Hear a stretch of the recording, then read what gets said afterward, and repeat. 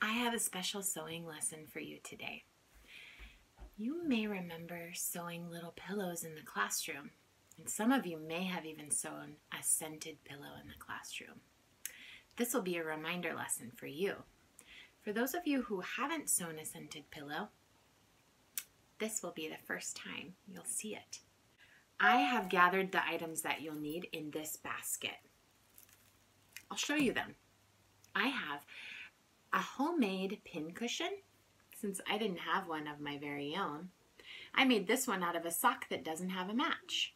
I stuffed it with another sock that doesn't have a match. And then I tied a little knot on the top. It's that easy.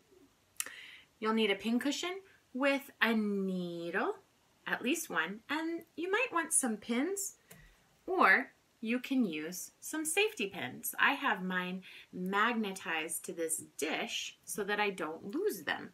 You could try that. You might want to use a needle threader, which looks like this. If you don't have a needle threader, that's okay. You can simply practice threading your needle with your own fingers. And the more careful practice you give it, the easier it will become.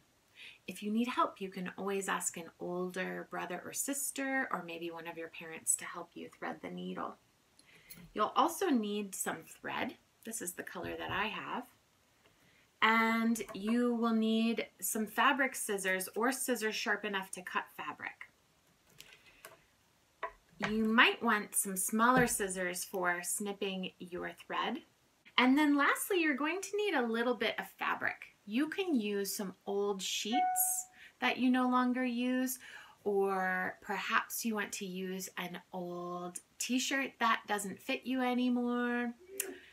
Maybe you actually have fabric scraps. If you need help, you can always contact Little Oak and we'll send you some sewing kits. Here's the piece that I have. It's a long rectangle. Now I can cut this in half, or I can fold it in half, and that will be a wonderful size for a little scented pillow. You're going to want to look at the inside of the fabric when you're sewing it. So turn it inside out and line up the corners, and we're ready to pin them shut. I'm going to show you how I would use these safety pins. So let's see.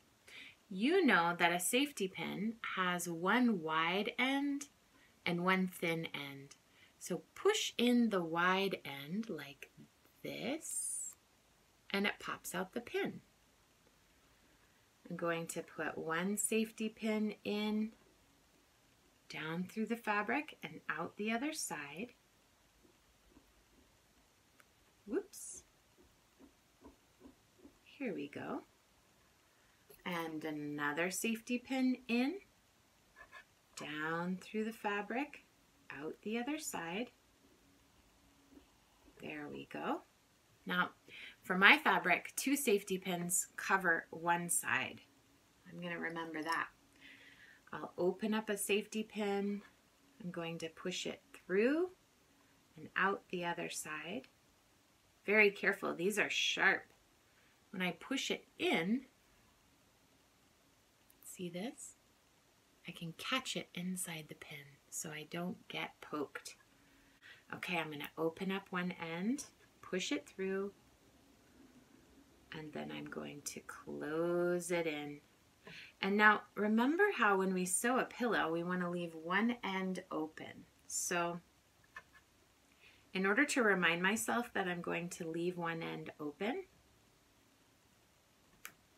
I will just do one pin on the last side. So I'm ready. Now, if your fabric is 2 squares or 2 shapes that are separate, you'll need to do pins on this end too.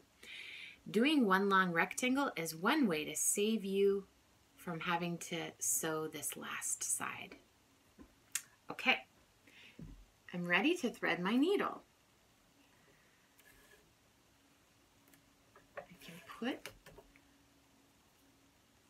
Take out my thread, stretch it to the length of my little work table, take my thread scissors to give a little cut.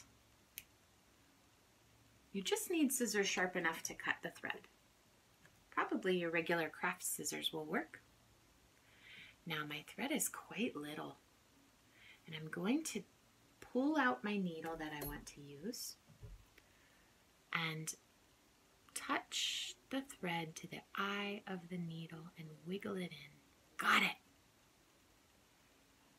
I'm going to match up my two ends. I can put my needle back in the pincushion to tie my knot.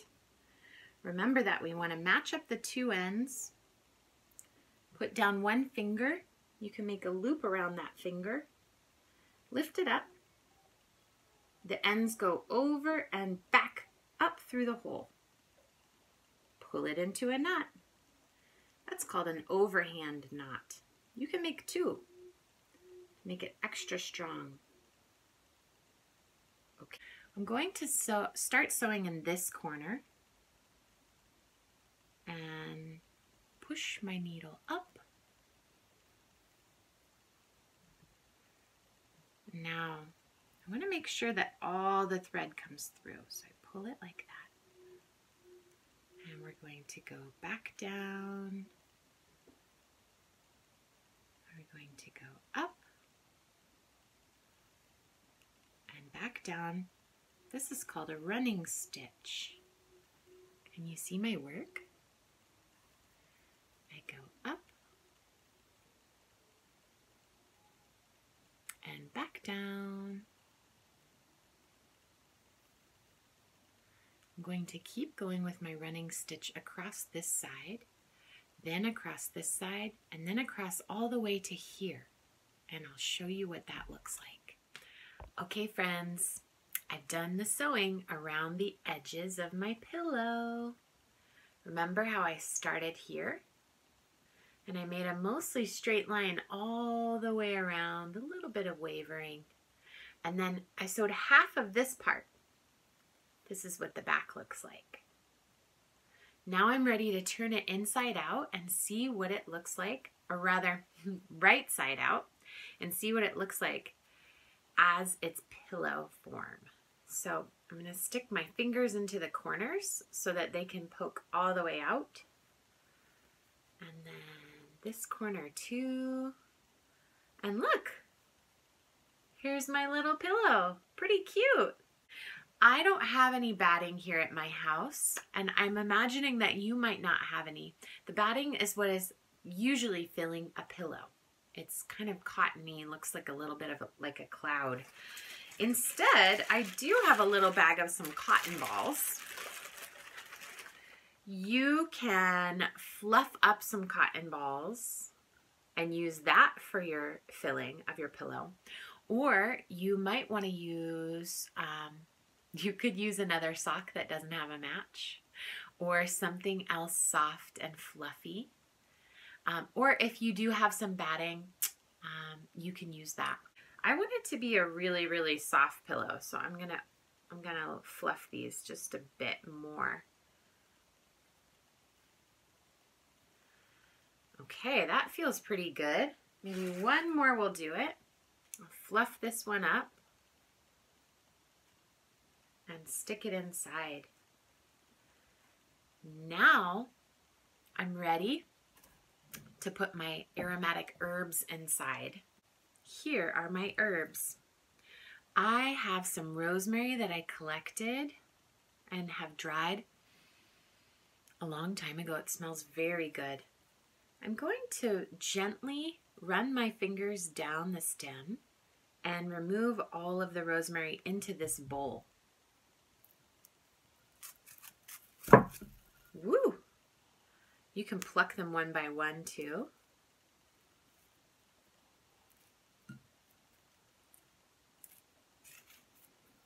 Smells so good. I find that when I break up the herbs, I can smell them even better. So I'm going to take a moment and just kind of break these up. And it's releasing the scent of rosemary into the room. I'm going to make a little hole for the scents to go in. I'm going to go ahead and fill it now, carefully with my fingertips.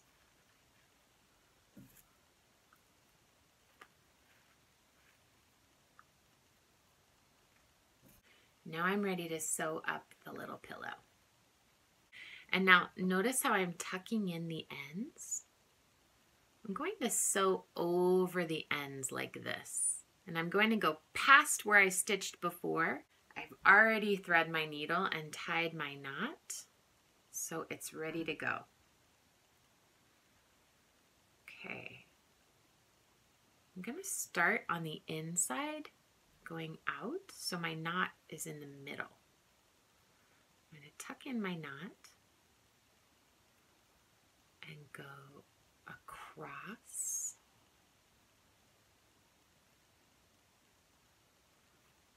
And back and forth from side to side.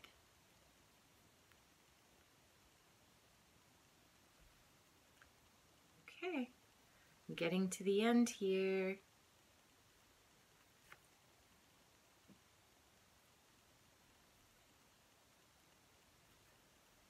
Okay. My stitches look like this. They went all the way across.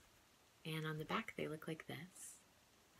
And now I'm ready to sew a knot. And you might remember this or you might not. So let me show you how it looks. I first sew a tiny stitch going in and back out. I pull gently and I go back through the loop. Got it. I'll do it once more. Tiny stitch. See my pink loop? It's getting smaller. Oh no. Go back through the loop and pull it tight. Oh, these just smell so good. I'm very excited to gift this little pillow. It smells so good. Here we go. It's all ready. I'm going to send it to Kieran's Nana. She's going to love it. I hope you enjoyed this, and I hope you enjoy making one for your grandparents too. Have a great day.